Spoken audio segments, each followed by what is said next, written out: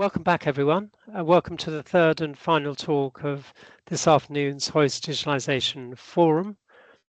We've got another talk related to AI. It's from Jonathan Lowe from a company called GetScope AI. And the talk is about an interesting use of AI software for automated data entry, digitalisation, assessment and decision making for industrial inspections. So without further ado, I'll hand over to you, Jonathan. Good to see you, and ready when you are. Awesome.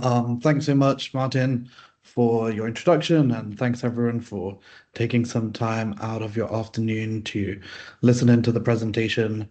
I normally do these sorts of presentations in person, and so I'd initially planned to ask some questions to the audience.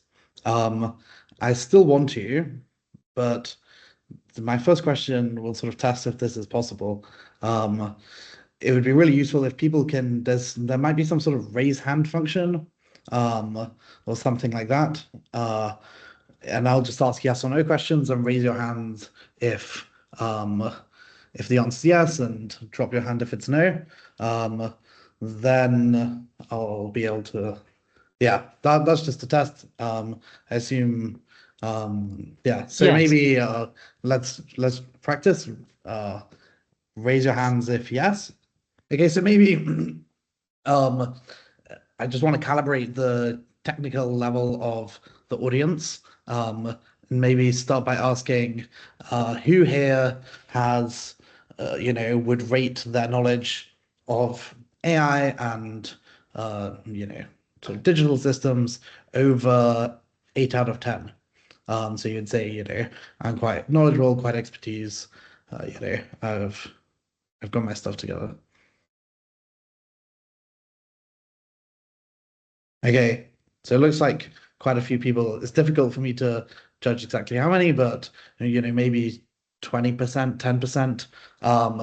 And then maybe different question on the other end of the spectrum. How many people would say that, would judge their mechanical integrity or NDT knowledge more than 8 out of 10?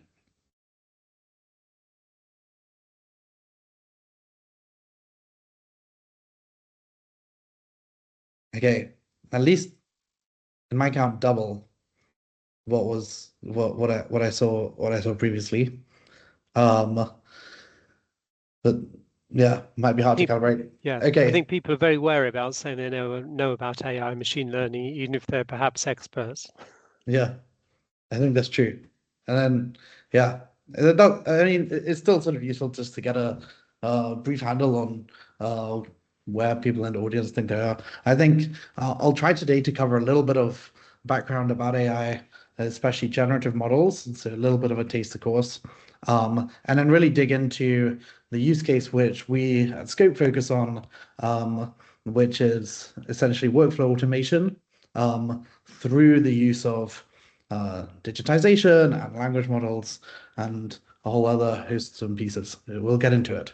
So to begin, and then I'll also try and leave some time at the end for questions.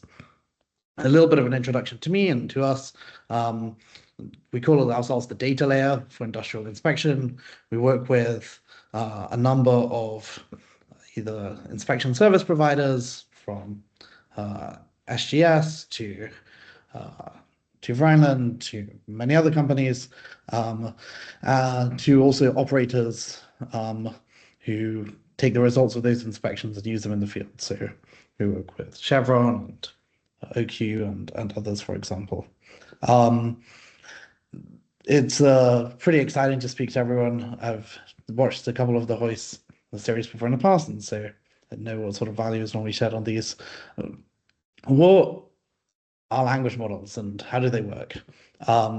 So essentially 7 years ago, and just 7 years ago, you think if you have a child that's 7 years old, you still think of them as really young, and maybe they can do a lot of things, but they're also sort of quite limited, and you probably wouldn't hire them to work for you.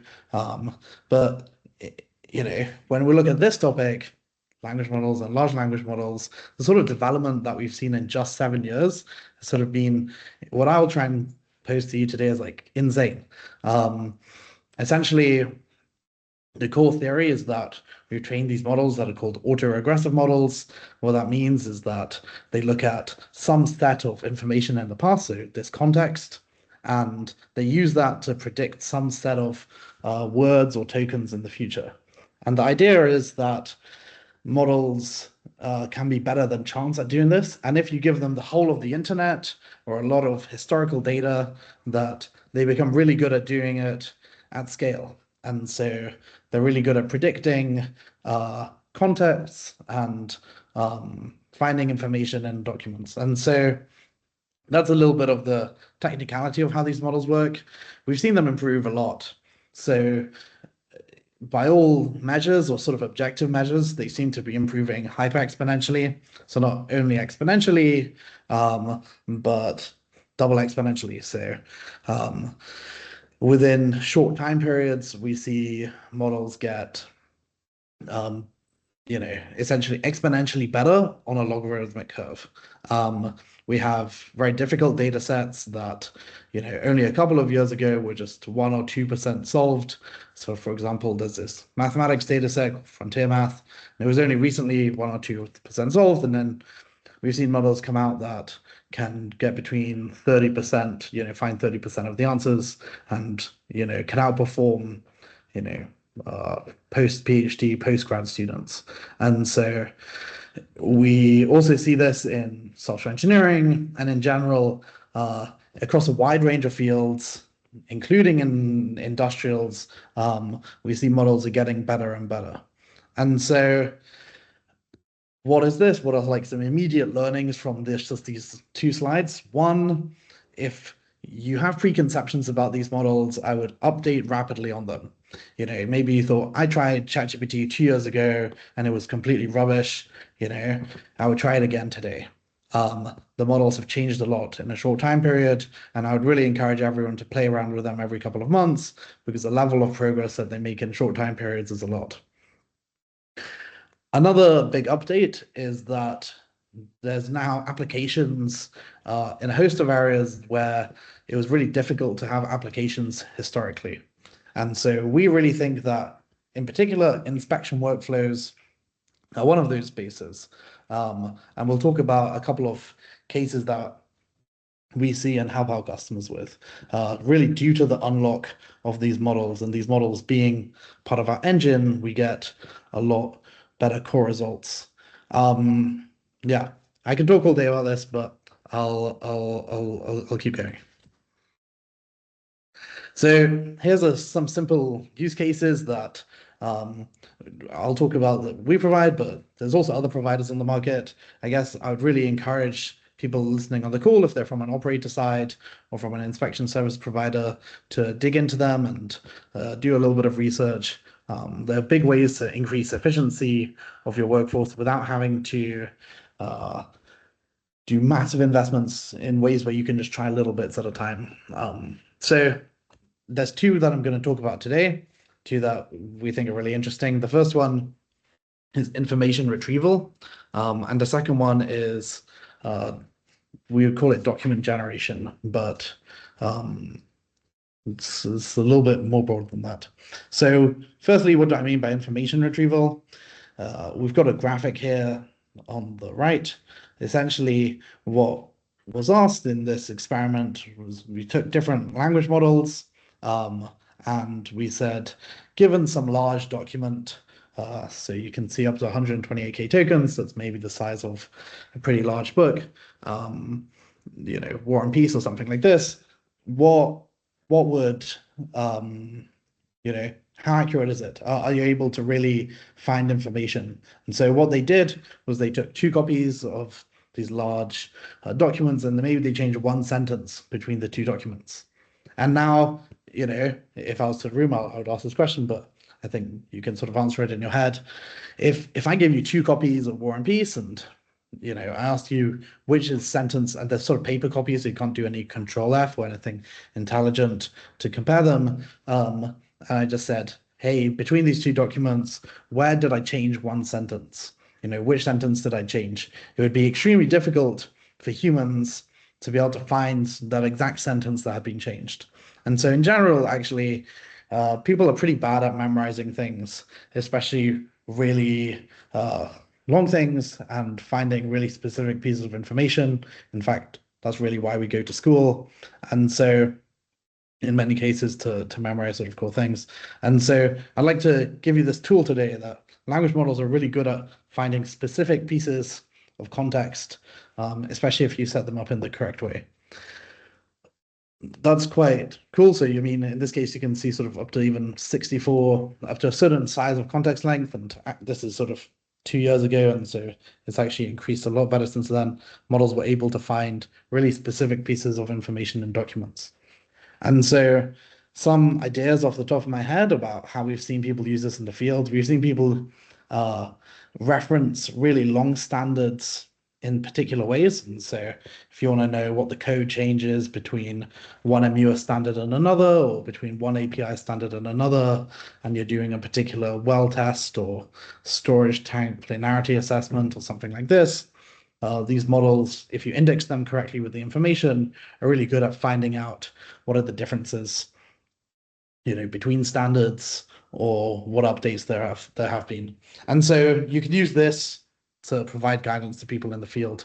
One way that we use it and we think is quite interesting and quite informative is, and we use a mixture of language models and convolutional neural networks, YOLO models, is in data ingestion from diagrams. So some of the applications of this are if you need to update your asset register, or you're working on a really old plant and most of your information is in cupboards or in paper and you want to digitize that information. Maybe you want to running a shutdown and you're interested, when was the last time that we ran this sort of repair on this vessel?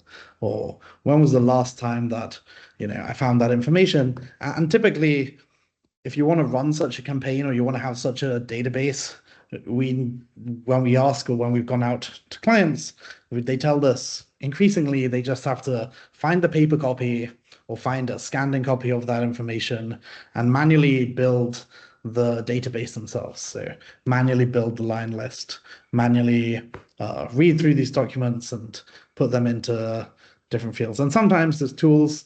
If your PNID came from a CAD model, then you can do more interesting things. But in many cases, in many of the older plants, it's handwritten, it's hand drawn, it's got coffee stains all over it, and it's really difficult to find certain pieces of information. Maybe it's in a different language as well.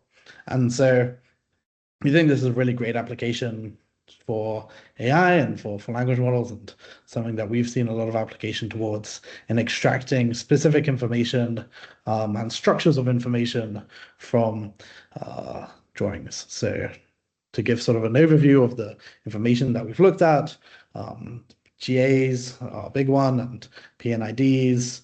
You might have isometrics, and you might have process flow diagrams. Those are sort of diagrammatic sources of information. You need a slightly different sort of model to be able to deal with those.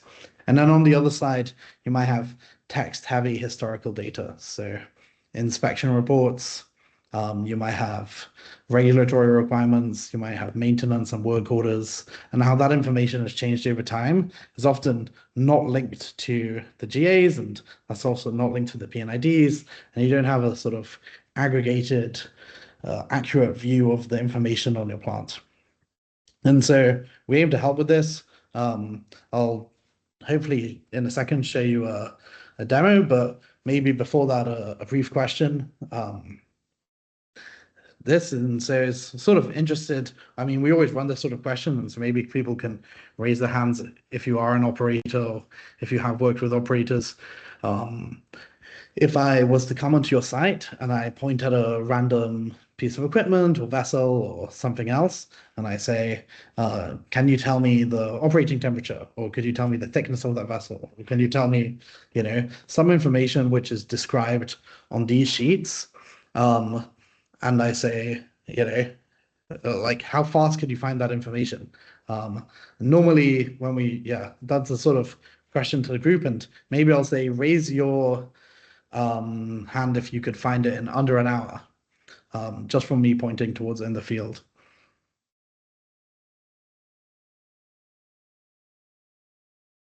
Okay, pretty good. Some responses. Okay, maybe raise your hand if you could find it in under 4 hours.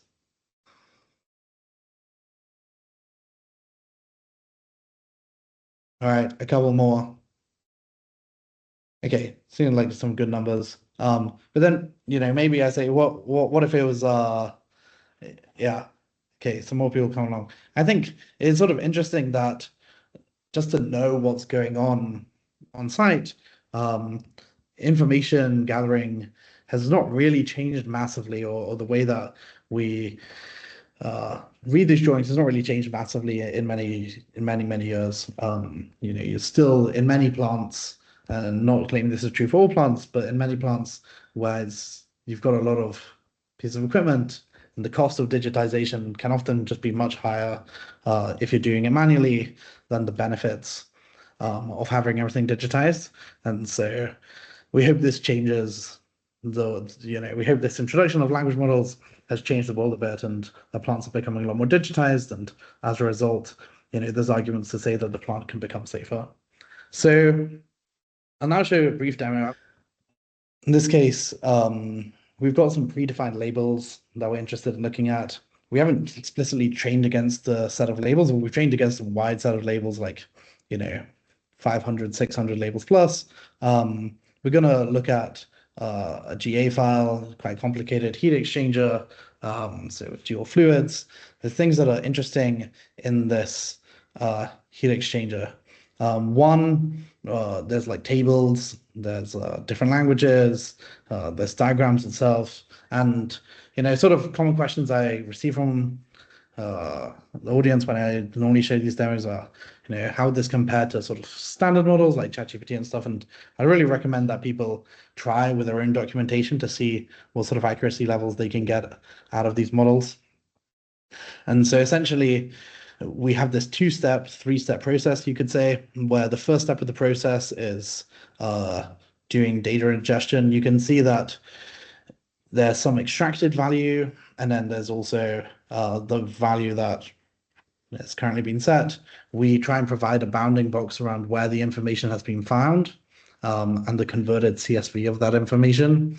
But sort of pretty critically, we sort of use a principle from cryptography, which is that search verification is easier than search. It's really easy to verify that a solution is correct.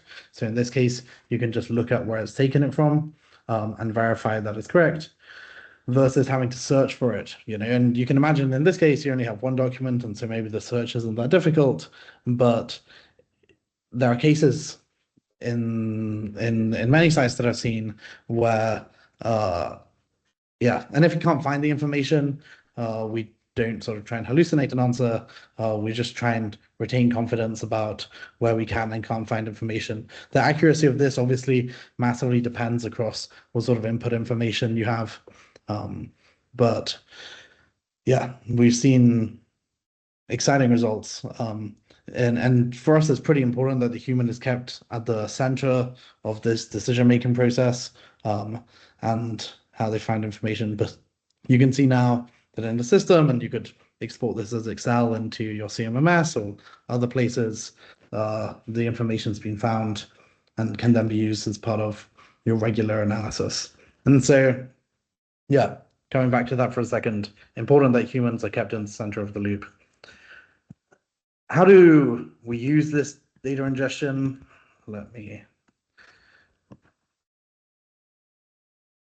Yeah, so some of the use cases that we touched on previously, updating asset registers, scanning, summarizing, and inspections. Something that we found it really useful for is as part of this end-to-end inspection workflow. And so if I skip forward a little bit, another thing that we think AI models are pretty good at is report generation. And sort of the key there is to do it section by section. And so with human approval and human edits, and so you build up really strong accuracy over time. So this is one example of the workflow that we typically work with in the field. This sort of data extraction that I've just shown you is a key first step. So we have many operators or many inspection staff who would go into the field, they'd upload historical inspection reports, they'd upload historical PNID diagrams, they'd upload historical GA information, and that will already fill out some of the report that they need to deliver back to the client. So you can start your inspection maybe 20 or 30% finished. Another sort of big advantage of language models, or specifically of the Scope platform, is we built our platform to support many different types of workflows. And so we noticed when we were starting the company that a lot of the competitors had really hard-coded workflows. So you could only do specific type of NDT data capture, or you could only do other very specific type of workflows, and that if standards changed or if internal processes changed over time, you would require either paying programmers to change or update the system, or it would just be quite difficult to update it. And so we essentially have some set of building blocks that you can drag and drop to build your own forms. And then we can map any information from those forms and from information collected into the field, as well as from data that's gathered, previously at a context level directly into reports. But actually, in some sort of core sense, all of this information is digitized. It's digitized at this level. And so you have direct labels for, is there lighting present in the report, or what's the thickness of this wall, and so on. And so you can map that information back into reports, sort of dashboards, where you can analyze, what's the thickness trending over time really easily without having to, spending a bunch of money and building your own system. We have a lot of sort of plug and play things out of the box here. That's, I guess, a little bit of information about how the platform works. Here's some sort of results that we've seen in the field. So we've done work with Tube Rhineland. With them, we've seen sort of 50 hours saved per inspector per month. We've seen them with big contracts. We've seen high uptimes. These are real benchmarks from customers with SGS. We saw it cut down reporting time from an hour and a half to 30 minutes. And then now we're increasingly scaling that number down, 15, 5 minutes. And the inspection time can also be sped up through things like speech to text, but also already this sort of data ingestion layer where you're pre-filling a bunch of information that might be useful for them to have on the field.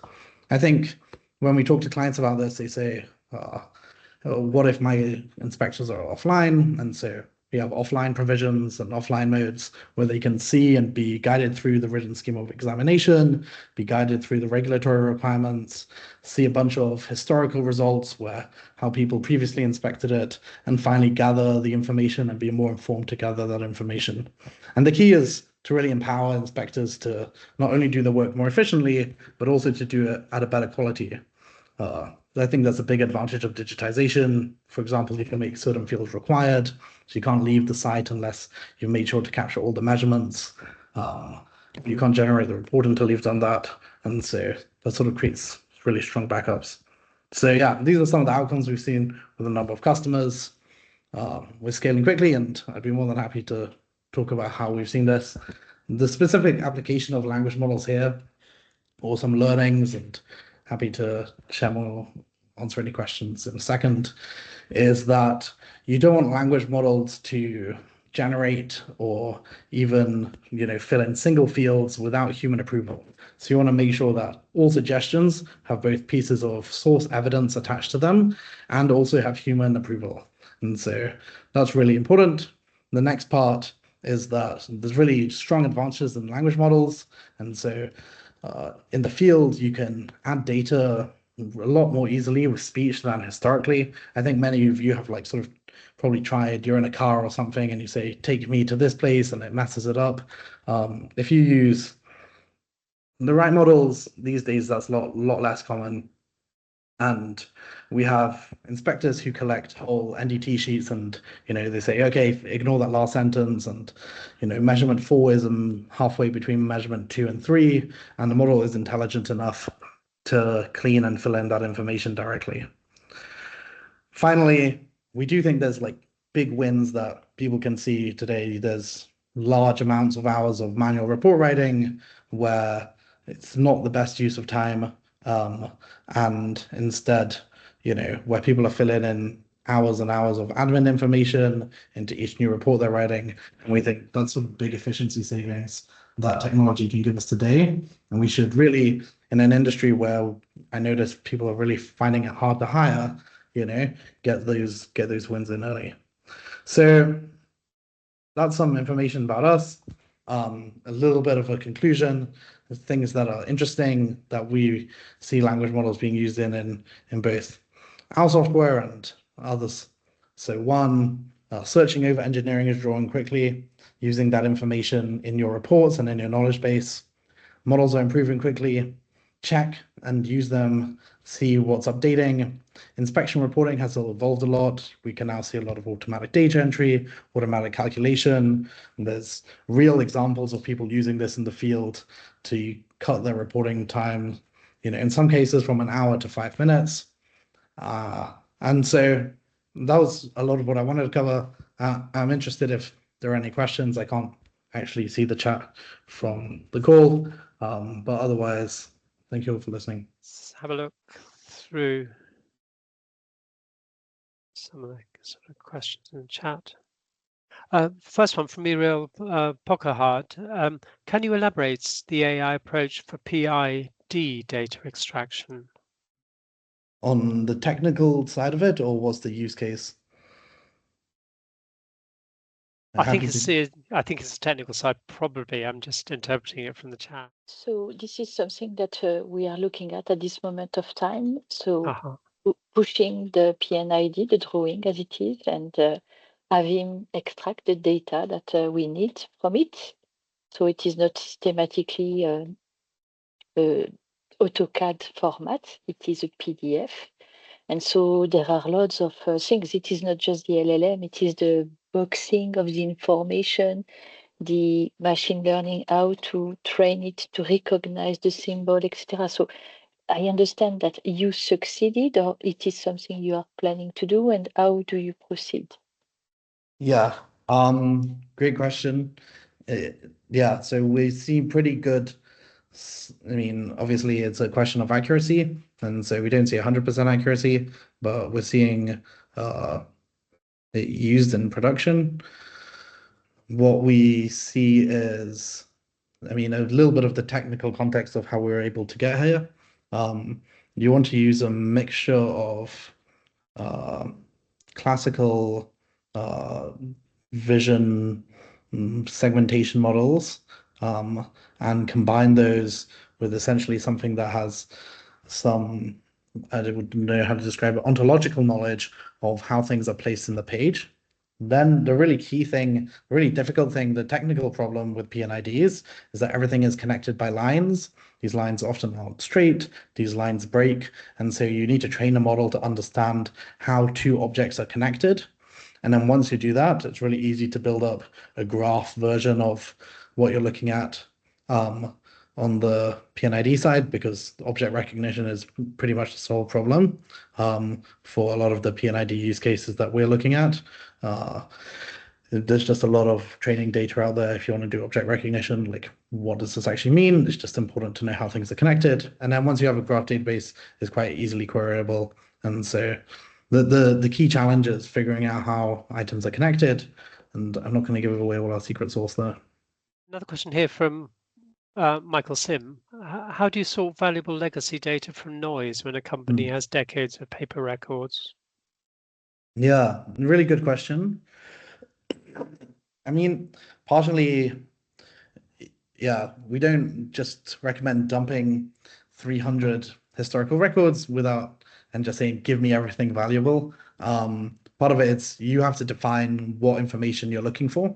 And so in many cases, you're looking for really specific things. You're looking for measurement tables, and you're looking to make sure that the CML locations are staying consistent over time. And then if you're able to get that consistency over many different reports, then you can track, how thickness has changed over time when measuring the asset. And so that's quite valuable. Sometimes it's useful if you're doing RBI just to get a high level summary of historical assets. It's a difficult to answer the question because it really depends a little bit on the use case, on how we segment what's useful and what isn't. And it's rare for us just to do, just have a lot of information and to do our own discovery. Often the operator will be looking for something specific in that information. One question I had was about the sort of validation and accuracy of doing the data. We've had talks, for example, where people have been doing manual data entry of, for example, of thickness measurements, and I think it was something like 13% of the data records had some sort of error in the manual data entry. Have you done sort of validation again? And if you're putting stuff from inspection reports into an asset management system, it tends to be summarized type information. Have you validated what the way you would do it against what would be done by conventional manual data Yeah. entry? So so we track a number of stats. So one, we have like an eval set of documents that we'll evaluate our models against, and so we'll see how accurate they are. Another is that we ask humans to verify all the information that goes in. So even if we say this is some measurement 7.36, then we'll put out the measurement 7.36 and we'll say to a human, look between these two and check that they're correct. And we'll do that internally and externally. So we'll hire QC teams and they'll check information that's going into models. What that means is that we we very we're very good at tracking how accurate we are. And so I can very cleanly say that we're not 100% accurate. But we're to a point where, I think it's similar to what you would get from a human doing the data entry themselves. Was I correct? I saw you could actually go to a particular bit of information, say in an extracted report, and go back to the original source of that information. Yeah, that's right. So, I mean, we tried to track direct to source all the information. So, I mean, if you're writing an inspection report and the client name is in there, we can track that back to the inspection report where we pulled the client name out of. And so you've got this direct tracking of all of the data that goes into your final model. Okay. Question here from Brenton Watts. We have had some success with AI assessment of historical inspection reports, but have struggled with external visual inspection only versus internal inspections, where external has also been done. Big differences in RBI terms, but the phrases internal inspection and external inspection don't always specifically appear in documents and reports. Can you pass these differences? So can you sort of avoid the errors where things are reported as being external, but they're actually internal? I guess it's kind of interesting because what we'd probably do in that case is we'd look to see the way that the human distinguishes between the two style of reports. And because you're saying that there's an error here, the human must be able to distinguish between the two types of reports. Either it's in the file name or it's in the metadata, or just in the description and style that they write. And so you can use that associated information to help you with your classification and then with your summarization. Difficult for me to give a larger answer than that without seeing the data itself. Okay. But yeah, I think we've seen really complicated, really similar hand-drawn stuff from the 60s, and yeah, we'll always give it a try. Okay, great. I mean, a common when you're carrying out a new inspection on a plant, it might have been inspected 5 or 10 years ago. Can you use this approach to produce a summary of the prior inspection data or I guess prior condition before that inspection is carried out, so the inspector has a good start, or integrity manager have a good starting point? Yeah, that's probably the most common. We'll pull and index all of the historical data. We'll classify by equipment type. When someone's going on the field, we'll provide them with a summary and a guide through how to do that work itself. Okay, and would that also be for the integrity manager if they were planning a future Yeah, inspection? Yeah, that's right. same sort of aspect. The other area I thought of was in terms of where people are carrying out an RBI type analysis. Commonly, you'll get a group of people around a table. They'll give dump their experience as you go sequentially through sets of equipment about the condition of the equipment. Have you used this AI software as to provide a briefing, like a first cut of the RBI for people? Yeah, that's specifically we did that with Two Brown and one of our partners who wanted that use case. I think it's quite exciting. in the RBI use case, we saw people spend 5+ hours per piece of equipment just doing manual data entry. We think that's really big time saving in the future to be able to just upload and read in historical documentation and use it to do most of the data entry. So you could almost get instant, not instant RBIs, but something like that. It's an interesting approach, yes. But in the past, we had our own RBI model that actually took loads of corrosion models and things and generated a first cut. But in this way, you're actually generating a first cut from the actual data. Any typical report format generated, does it generate 3D models? So could you extract data from past inspection reports to put on a 3D model? Yeah, so I mean, it depends. Like in many cases, customers ask us about digital twins. We've done interface with them in the past. If there's typically what we'll do is we'll get given the documents and we'll ask for an output schema and we'll output it into that schema, and then people can map it into whatever models they want, whether that's RBI or asset integrity databases that they're using or 3D digital twins. But we think actually there's just missing gap of base information. Like, what is the temperature inside here? And people will have beautiful 3D scan, but they won't even know the most basic thing about the equipment. And we think that's the wrong way around. Okay, yes, it could actually bring out where there is missing data. And there is a question here. What if there is any missing data in the drawings? Does it calculate as per the standards and fill the data? Sometimes, but normally not actually. If there's missing stuff, we flag it to a human. And we've done things where we'll do calculations, and that's part of the inspection workflows, but part of data ingestion, I wouldn't say. No, I think that sounds a safer approach. Otherwise, if you're not sure whether data has been interpolated, then okay, let's see what other questions we've got. Is it fair to say that data governance is an important element in the success of this type of program? How would you address this? Yeah, this is really important. We maybe too long for the current session, but yeah, we train and do everything in Europe for our European clients. We have really strong DPAs, data protection agreements, and it's just really important that when customers work with us, they know that the data that won't ever leave their environment, and so we have dedicated client instances, and so that provides some sort of security, but it takes a much longer session to really get into it. There was one question about cost factor and licensing and things like that, which obviously is commercial information, but how is this normally managed? Do you do the analysis yourself and present a report to the client, or do you license like a package of software or modular software that they can use themselves? Yeah, we normally license the software. We have per report pricing, so or per data extraction pricing, and so people can get started with us for just something small, and if they like it, they scale. And so yeah, and that's because the platform is quite inherently customizable, and so it doesn't take much work for us to adjust it per use case. Okay. See, there's an interesting question from Dave Perry from Cannes. Dave, feel free to pipe up if I don't phrase it correctly.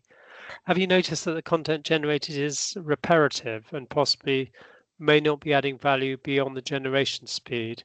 And have you seen any hallucinations being approved? And if so, are these audited in any way beyond user review?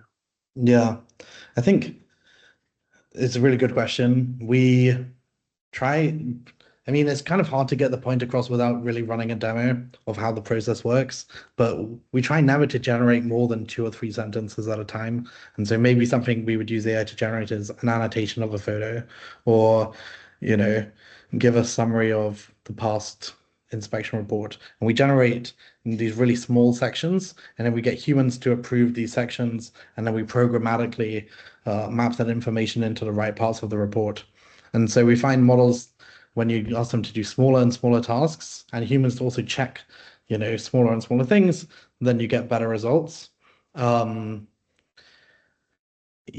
that I would say, but in general, we also actually think we think you should absolutely in no circumstances take some list of readings and give it to ChatGPT and ask you to give you a 5-page report.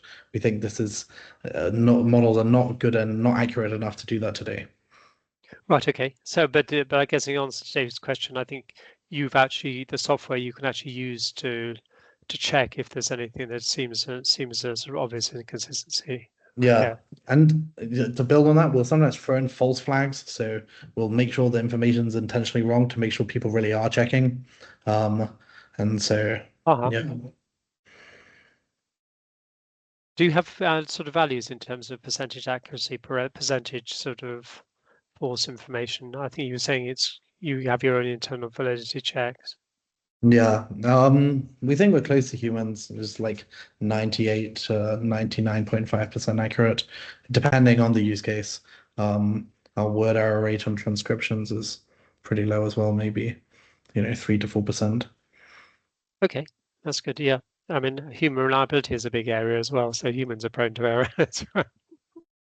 We noticed that with visual inspection that people always assumed if the human had been looking at it that it had a high reliability. Great. Okay. Well, thanks, Jonathan. Very nice, Thanks so much. interesting sort of insight into AI, and it is an area that came up at a recent strategic inspection management conference about this ability to trawl through vast numbers of sort of paper reports, etc., and generate sensible information. So it's nice to see the approaches that you've adopted there, and also the application to the RBI approach as well, and generating original initial reports. So thank you very much.